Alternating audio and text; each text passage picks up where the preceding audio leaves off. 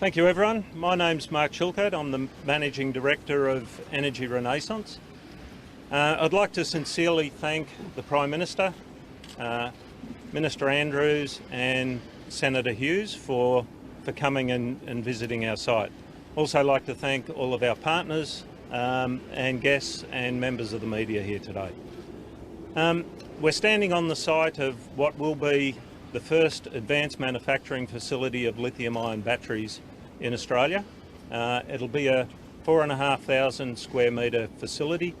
It'll produce 60 megawatt hours per annum of batteries, and we have ambitions to grow to 5.3 gigawatt hours per annum, not on this site but within the Hunter region. So back in October we called Tomago and the Hunter region home. Thanks to Senator Holly Hughes, we had a sod turning ceremony at that point in time. We'll start construction here within the next 6 weeks, so within next month, and it'll be complete in October. Between now and then we're going to start manufacturing lithium-ion batteries in a temporary facility, also in Tomago. We'll start that in July. The batteries that come out of that are low cost or optimised cost. They're extremely safe, but more importantly they're designed for the hot climates of Australia and Southeast Asia. Their purpose will be static storage, what we call static storage, so industrial, commercial, houses and heavy vehicles, so buses, trains, trams and what have you. So initially we import the materials into Australia, so we're very focused on Australian raw materials. Australia has the benefit, it's the only country in the world that has 100% of raw materials, mined raw materials here. Unfortunately at this point we don't value add them to battery grade raw material, so we're very interested in working with both industry and government in proving up that supply chain and actually being a catalyst for that supply chain. So we find today's event extremely important. We've got a lot of our partners here and some of the people that have helped us immensely to get to where we are. I'm reluctant to mention because you can guarantee I'll miss someone, but there's IMCRC, there's CSIRO, we're working very strongly with them on the technology. University of Newcastle couldn't be here, but we're working with them fairly closely. I think I've got them all. No doubt I've missed some, but yeah. Once again, everyone, thanks for coming, and I'll now hand over to the Prime Minister. Thank you very much, Mark. It's great to be here today. It's great to be back in the Hunter. Tremendous to be here, of course, with Minister Andrews and Senator Hughes, and I want to thank them for the work they're doing here on the ground. Australia is leading the world out of the global COVID-19 recession. That's what yesterday's national accounts confirmed once again. Growth of 3.1%. Over the course of the year, through the year, only down 1.1. Now, if I'd said that a year ago, the idea that the Australian economy would be down 1.1% through the year, that would have been absolutely devastating news. And indeed, the impact of that has certainly been felt here in Australia. That's why we've provided such unprecedented support. But when you compare the impact of the economic shock of COVID-19 across the world, and more importantly, how we're coming out of the COVID-19 pandemic, then this is something that Australians have achieved in a remarkable way. As a federal government, as a Commonwealth government, we've been very pleased to play our role in that comeback. It's certainly on. And as we move through the gears again, as we gear up the economy and we get in to the next phase, it's an exciting time for Australia. Our economic recovery plan is not just about providing the immediate support as we have over these many difficult months.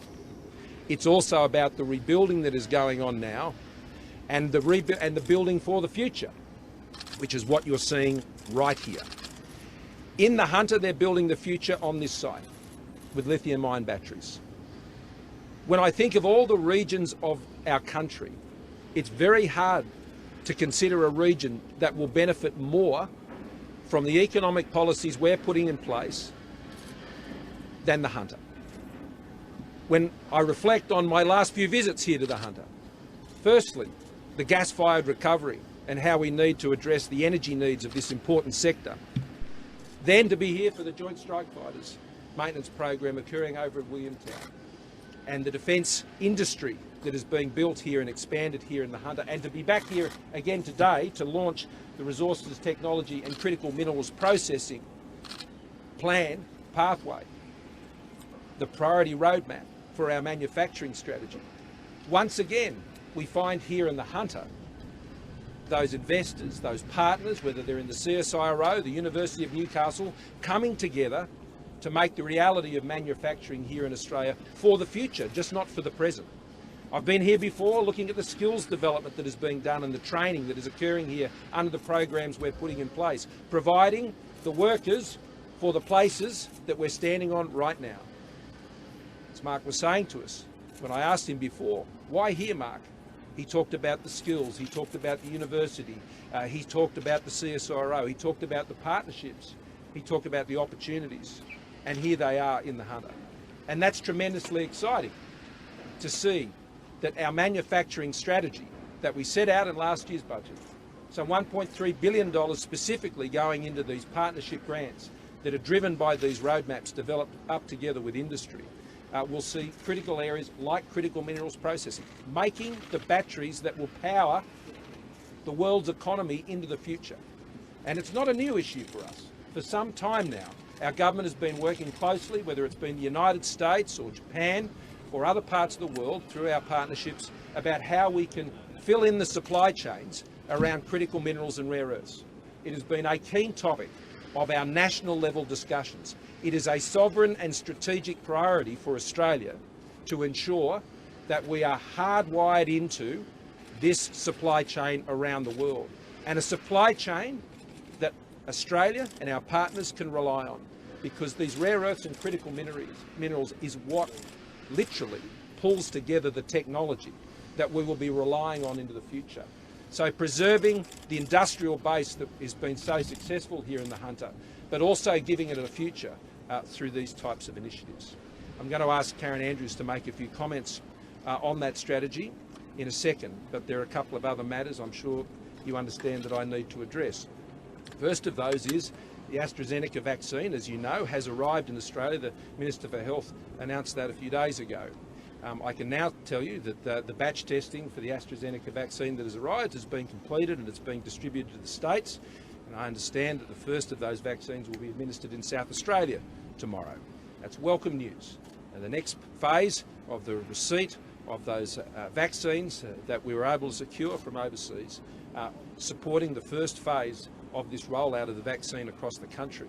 Let's not forget, though, that 50 million doses of the AstraZeneca vaccine will be made right here in Australia, in Melbourne. And we took the decision to have the sovereign capability to do that because we did not want to be, over the course of our vaccination program in Australia, overly reliant or dependent on supply chains from somewhere else. So we did it here. We built it here. And we are one of the few countries in the world that have that capability.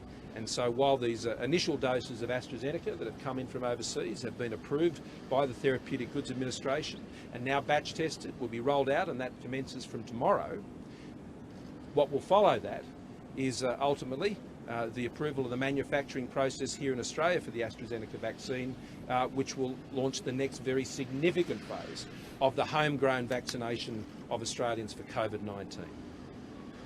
Now, the third point I need to address today is the press conference statements made by the Attorney General Christian Porter yesterday. These are harrowing events, and for the family of the woman at the centre of these issues, as the Attorney General commenced his remarks yesterday, my heart can only break for anyone who has lost a child, and the issues surrounding that and the way that this matter is now being addressed in the public domain. This must be a harrowing time for her friends and for her families, and I don't want to do anything that would seek to add any further difficulty for them. Christian Porter, the Attorney-General, has made it very clear in his statement yesterday that he has rejected absolutely the allegations that have been made. That is the same rejection that he made to me last week. In this country, there is a lot at stake. If you don't go too far from here, you will find countries where the rule of law does not apply. And you will be aware of the terrible things that can happen in a country where the rule of law is not upheld and is not supported in whatever the circumstances. The rule of law is essential for liberal democracies, and we weaken it at our great peril. And it can be hard at times. And I understand, particularly under these circumstances, it can be hard to understand just how important that principle is in how we deal with these, the most sensitive and the most traumatic and the most personal of issues. But we must reflect on that principle, because it is that principle that undergirds our democracy itself. The presumption of innocence, the investigation of allegations involving criminal activity by competent and authorised bodies, that is, the police, and to act in accordance with the decision of those bodies and indeed the courts that deal with any allegations that are taken forward for prosecution. That is our rule of law. It is something that every single citizen of this country depends upon. And that is the principle upon which I seek to support, to ensure the good governance of our country. And so, as traumatic as these events are, that principle must continue to guide us, and it will certainly continue to guide me and my government as we deal with these very sensitive issues. On related matters, I can tell you that earlier this week we put in place new arm's length arrangements for additional support to be provided to people who work in the Parliament. That is a counselling process and service that is available to people who find themselves in the situation needing that. That is a major change to the way this service was previously delivered by the Department of Finance. We've put those arrangements in place now. There are other inquiries when I hope that we'll be able to finalise with the opposition and other parties the terms of inquiry on the other matter. I don't think we're too far away from that, but I did not want to wait for those additional and more effective support services to be put in place as soon as possible, and they have been operating now for several days. So I'm going to hand over to Karen now. If you give us just that patience, I'm sure you'll want to return to those issues, and I'm happy to address them. But I would ask that at first we deal with the announcement we've made today, and then I'll ask Mark and his team, and they'll stand aside, and then I'm happy to deal with the other matters. But Karen. Thank you, Prime Minister. And we are here today to release the National Manufacturing Roadmap for Resources Technology and Critical Minerals Processing, and to announce that funding for that program is now open. Now, the Prime Minister announced a $1.5 billion modern manufacturing strategy in October last year. Some key parts of that were naming national manufacturing priorities for Australia. This is the first time that this has been named ever by a government. What we have determined are that there are some priorities for manufacturing here in Australia where we have comparative or competitive strengths. So far we have released the roadmaps and opened funding for space and also for medical products. So today is the opening of funding for resources technology and critical minerals processing. Now, there are two streams of funding that are open for that today. The first one deals with the commercialisation of good ideas. Now, this is not funding to come up with a good idea, this is funding to commercialise that good idea. And that's exactly what we have seen here today with Energy Renaissance. They have worked very closely with the university, they've worked very closely with CSIRO. They're now at the stage that their product is commercialised, it's ready to be manufactured and to be manufactured at scale right here in the Hunter. The second stream that is open today is the stream that will enable and support our businesses to be able to enter international supply chains. So to become part of global supply chains for other countries right around the world. Now, in terms of resources technology and specifically critical minerals, Australia has a very long history of being a resource-rich nation where we have done extraordinarily well at digging that product out of the ground. The part that has been missed is the value add. So whilst we are very good at digging the product out of the ground, we ship it overseas, it's processed overseas in many instances, and we pay an extraordinary amount of money to purchase that material back in a different form here in Australia. As a government, we want to change that. We want to do more of the value add here in Australia. Resources technology is an area where we are already world leading, but there are significant opportunities for us to expand that even more, to look at how we can recover more of our material from waste that exists. With critical minerals, we have abundance of critical minerals here in Australia. We have incredible stores of lithium. At the moment, we aren't processing that to any great extent here in Australia, but we want to make sure that through our critical minerals processing roadmap that we are setting a pathway where Australia can recover the maximum amount of lithium, and that we can then look at how we can value add to that, and specifically looking at how we can build the battery industry right here in Australia. So this is an enormous opportunity. The grant funding is open the first round for 4 weeks. There's already been a high level of interest in this.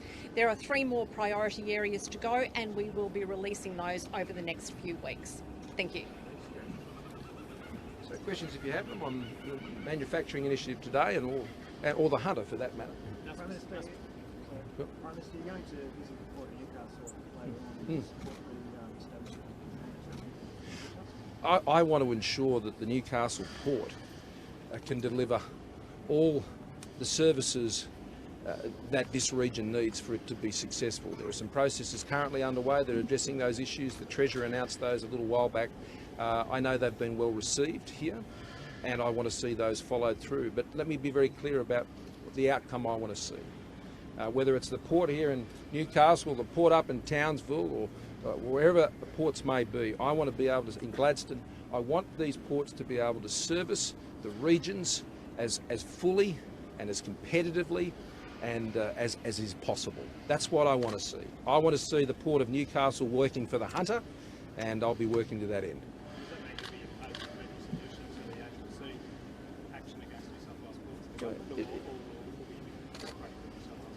It means that I'm going to allow the process, obviously, that the Treasurer has instigated to continue its process, and I would hope that it would achieve an outcome similar to what I've just outlined. But that's a matter for them. It's not for me to intervene in that process. But I'm just telling you as a Prime Minister and to the people of the Hunter, I know what's needed here, and that's a Port of Newcastle that works for the Hunter. Because when that happens, the Hunter's able to do more for Australia. Does that mean you want the government to resolve the issue around the conversations to pay the New South Wales? It means the objective that I've set out. Prime Minister, Australia versus India, that's the gas plant, the BAE, this project. What's your vision for the Hunter in 10 to 12 years' time, 10 to 20 years' time? I'm standing on it. I want to see more of this. What I'm excited about when I come up here at Hunter, I meant what I said. All the things we're doing, whether it's in skills training, whether it's in energy, whether it's in supporting manufacturing, whether it's expanding our trade markets, I really can't nominate a region that would benefit more than the Hunter from all of these things. If, in so many ways, the Hunter is the model case, and I want to, if it works in the Hunter, I know it's going to work for Australia. And that's why I'm coming back so often, because I'm seeing it work.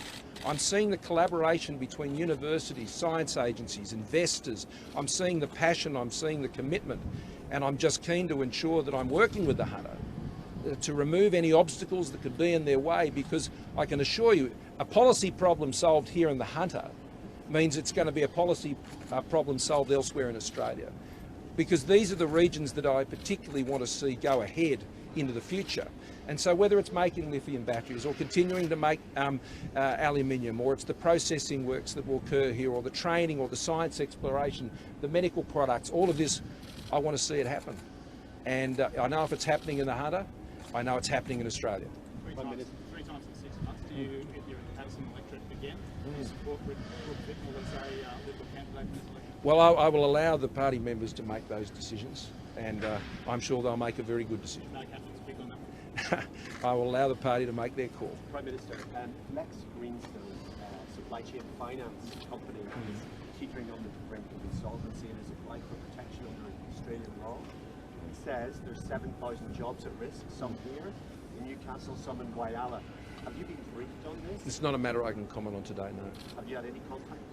It's not a matter I can comment on today, but I'm happy to follow up the matter after through my office. I mean, so you're here talking about the future of resources that we have in a resource that contain facts that's poisoned the land around the Bradford base. When does that happen? Well, we're the first government to actually go to the step that so many others haven't over a long period of time in getting to the settlement that we have. And we're going to continue working through that process and delivering on those commitments and the many other commitments we've made on those issues. There's also continues to be an enormous amount of scientific work that has been done around this, which we committed to undertake. And so we're just going to continue to commit and follow through on what we've said we'd do. The Environment Minister Matt Keane told Sunrise Government estimates 2 days ago that he was dissatisfied with the Commonwealth's investment in PFAS remediation, particularly around midterms. Do you think the government should have more government should do more? I think we should honour the commitments we've made and continue to follow the process that we've been engaged in over a long period of time, and we will continue to honour the responsibilities that we have here as a federal government, as we have been doing. Will that clean up the PFAS around the base? Well, I've made my comment. How concerned are you about warnings from Kerry Shot that municipal power stations will all be gone by 2030? I think that's highly unlikely, and for a number of reasons. The first of all, I mean, those that don't have a life that go beyond 2030, then that they're positions that are known, and so I don't think she's necessarily just referring to that. But you know, I've been in Japan recently. I've been into many places where the demand for what Australia produces continues, and that will be the case for some considerable time into the future. Some considerable time into the future. The rate at which coal-fired plants are being built in China and other parts of the world, I mean, that's a reality. And so I think Australia's contracts and Australia's participation in that trade, if it wasn't Australia, it'd be another country that was doing that. That wouldn't change any emissions outcome, but it would mean the removal of jobs in Australia. And so I've never seen that as a particularly smart thing to do. So, look, you know, the world over time is moving to a different energy economy. That's true. People here in the Hunter understand that, as they do down in the Illawarra and other parts of Australia. But that transition is taking place over quite a period of time, and the government is working hard to ensure that we both maintain the industrial base, particularly of regions like the Hunter, while at the same time fostering and investing in the transition in the future. And that's what we're seeing right here today. That's what we're seeing right here today. And that's why, you know, I'm so pleased to be coming back so often, because I see the real world of that change that takes place over decades, done in a way here which I think is really, at the end of the day, concerned about the livelihoods of people who depend on these industries. Prime Minister, the UK Energy Minister, Matt Keane, and she'd like to see more ambition from the Australian federal government on emissions reduction. Do you think going to Glasgow you need to bring a stronger agenda? I've outlined that our commitment is to get to net zero as soon as possible, and preferably by 2050. And I've also said that shouldn't be done at the expense of regional Australia, and ask regional Australia to carry that burden on behalf of others who are in, northern Sydney, in metropolitan areas of northern Sydney, or in southern Sydney for that matter, or anywhere else. I'm very conscious of the change that is going to take place over many decades, and Australia is playing its part. I mean, we have reduced our emissions by 19% since 2005. You'll be aware that in New Zealand and Canada that figure is 0 to 1%. So that's what's being achieved in Australia. We have the highest rate of household solar anywhere in the world. So Australia is making gains here which are often unappreciated. We're very committed to being part of the future energy economy, but I'm not going to sell out regional Australia to do that. I'm going to ensure that we get there through technology, not higher taxes, not higher taxes. Technology is the way to get to where we need to get to. And the technology that is going to be built right here, hi Mark, right here is how you get there. If you want to get to that goal, then you need to be doing what we're doing right here. Backing in manufacturing industries that actually are part of that future energy economy, while at the same time finding lasting solutions to support the livelihoods of those who are engaged in heavy industry. That's what I'm going to be doing this year. Do you support the extension of the trial exploration licence of the coast? We're talking about the one down on Between Port Street and Sydney? yeah. No, You don't support, No. you don't support the extension of that licence? no. Prime Minister, we're looking at climate change and all sorts of things. You're talking about more resources. Will those resources be taken out of the earth in a way that protects our environment and saves vulnerable species? We've got Of course, the yeah. Brandy Hill quarry that's endangering koalas and other things happening here in the Hunter that have reasons to concern. We've got a vulnerable population of dingoes at Tea Garden School in Hawke's Nest. I just wanted to know what the government's position is on that. I read recently, a friend of mine sent me a book by David Attenborough. I don't know if you've read it. I'd encourage people to read it. I think it's a very interesting read. And he makes a very important point. As serious as issues around climate change, these things are, he points out that at the end of the day, what actually supports the planet is ensuring that we maintain and support biodiversity. That is his fundamental point. And there are a range of things you need to do to address biodiversity. That's why we have the EPBC Act. That's why the Department of Environment puts in place the initiatives and regulations that sit around, whether it's mining operations or many other types of activities, to support biodiversity. That's the purpose. Biodiversity is essential for life on this planet. That is absolutely true. It's been the case forever, and our policies are designed to try and support that biodiversity. But do so in a way that ensures that we support the livelihoods of Australians around the country and to support the transition of our economy, which will continue to occur, but do so in a way that protects and supports the very heavy industries that we've had in our regions for a long time. And those heavy industries will continue to adjust and change over time. Everyone who works in them understands that. It's not all changing tomorrow morning, but it is a evolving process. It's a gradual process, which is moving at a pace which supports the livelihoods and the economy of regions like the Hunter, but at the same time meets our overall objectives, which are environmental as well as economic, and in particular supports biodiversity. Minister, can I ask, have you spoken to the Okay, I'm happy to move to those. I just want to check that. Prime Minister, can I just I'm very happy to move to them. I want to clarify the response that you gave regarding Level 11. Are you currently considering an application to extend the natural gas exploration licence? Are you saying that you don't support the extension of that licence? I am. Pretty clearly. That will make some of our tourism operators very happy. Well, it's going to make me very happy. I think that's the right decision. It's a matter the government's working through, but I'm just happy to answer the question. You asked me what my view is. I've told you fairly plainly. I tend to be a fairly plain-speaking person. Okay, why don't we move to those other issues? Thank you very much, Mark. It's great to be here with you today, and congratulations on everything you and your team are doing. I'm looking forward to be back here in October. You will? That's it. Appearances. That's it. Good on you. Thank you very much. Thank you. Prime Minister, if I can ask, have you spoken with the since his press conference yesterday about your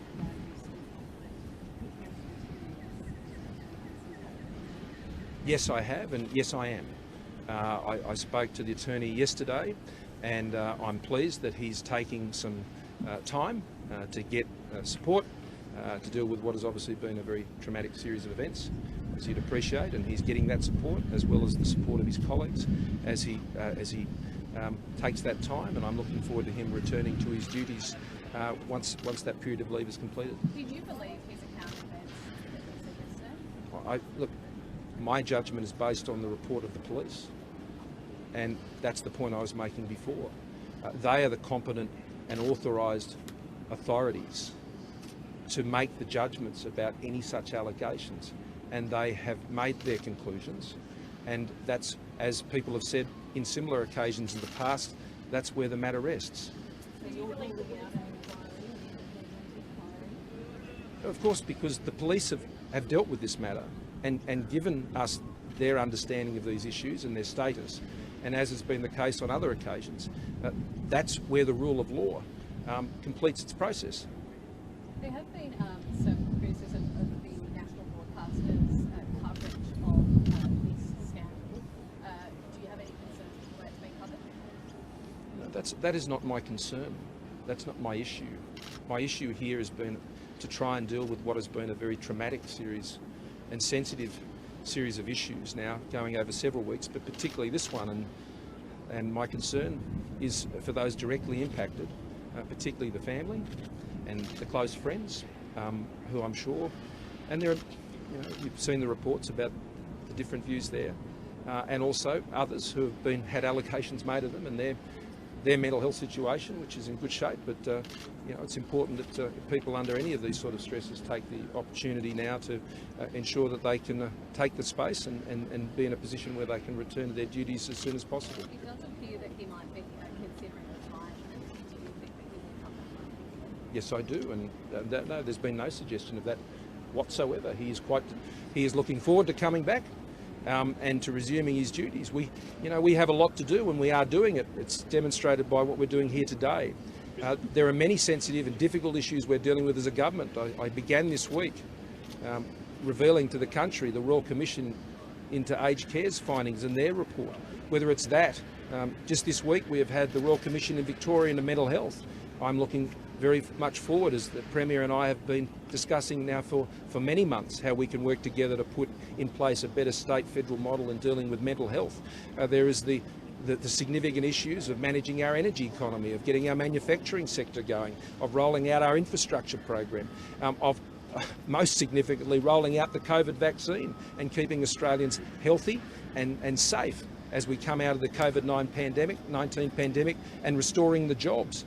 I mean, our government is getting on with a lot of very, very important tasks for the Australian people. These matters are very serious, and we've addressed those matters in accordance with the rule of law, and we hope with sensitivity and respect for those who have been most traumatically affected by these events. Well, the dossier was provided directly to the Federal Police, and on the Wednesday evening when I spoke to the Attorney-General, we had not received the dossier at that time.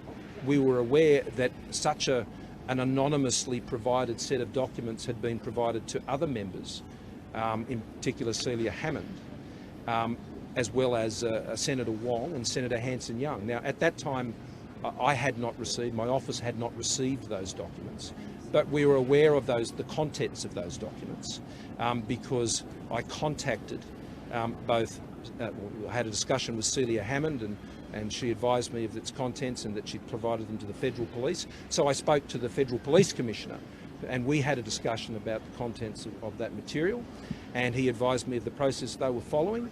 And then I spoke to the Attorney-General about these matters, and he rejected the allegations very specific, very, very clearly, I should say. And I received it in the office, well, not I personally, it came to my office on Friday afternoon. I was in Sydney, it came to Canberra, and so I instructed that the materials immediately be sent to the Federal Police, which they were. I have to make my decisions based on the process followed by the police. See, there is no other alternative for a Prime Minister than the rule of law. There's not another process. There is the rule of law. And the people who are competent to deal with these, to assess allegations of this nature and advise as to whether there is further action to be taken, i.e. perhaps to move to try and form a brief of evidence. They didn't form that view. Or indeed, if there's a brief of evidence prepared, that should be put to a prosecutor. It didn't even come to that stage. But that is the process, and when that process runs its course, as the New South Wales Police has said it has, then the government must rely on the rule of law. Given the circumstances, though, surely an inquiry would clear the air. We've got it would seem to us possible for the police to prosecute this or bring this to a court under the circumstances. Surely an independent inquiry would resolve some of the... No, I don't agree with that. I don't agree with that because I don't agree with the precedent or the prima facie case for there being such a process, because that would say that our rule of law and our police are not competent to deal with these issues, and they are competent to deal with these issues. They have reviewed the materials and they've formed their assessment. There is not some other process. There is not the mob process. There is not the tribe has spoken process. That's not how we run the rule of law in Australia. We run the rule of law based on police, on courts, on judicial systems, on rules of evidence, on presumption of innocence. That's how liberal democracies function. And we have to be very careful, even in traumatic and sensitive issues like this, that we don't fundamentally undermine that principle, because upon that, our entire system is built. How careful has your defence been describing I spoke to Minister Reynolds this morning about this matter. A couple of points I'd like to make. First, she has already spoken to her staff and apologised for those comments.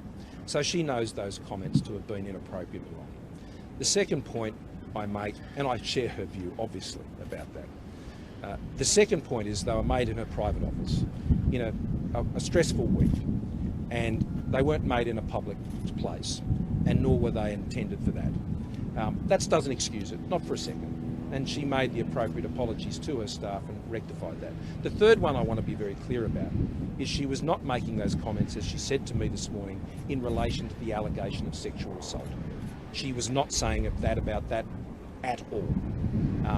Her comments, she said to me, related to the further commentary about levels of support provided, and her frustrations about how she felt that they were doing everything they believed in their power to provide support. Clearly, over a period of time, there's a very different view about that. And we've acknowledged that, and that's why we're addressing the issues the way we are. But either way, Last it's question. an extremely insensitive comment to make, given the circumstances. Should she resign over those comments? She has deeply regretted them. She made them in a private office. She immediately apologised. It was soon after, I should say. That's actually not true. That's actually not true. So who should she apologise? She apologised to the staff about making what were inappropriate comments long before it became public. And I would just simply say to people, it's been a very traumatic several weeks for many people directly involved by these events who are our primary concern. But equally, there are others who have been drawn into this. They're human beings. They say things that sometimes they deeply regret. I'm sure that all of you have found yourself at a time of frustration, perhaps saying things you regret. And I would simply ask you, given the comment was made in a private place, that you offer the same generosity to how you'd perceive something you might have said, and perhaps apply the same standard to Linda Reynolds, who at the time was under significant stress. She deeply regrets it. They were offensive remarks. She should never have made them. I don't condone them. But what matters is that we continue to address the substance of the issues here as we are. I'm looking forward to the process which is being set up get underway.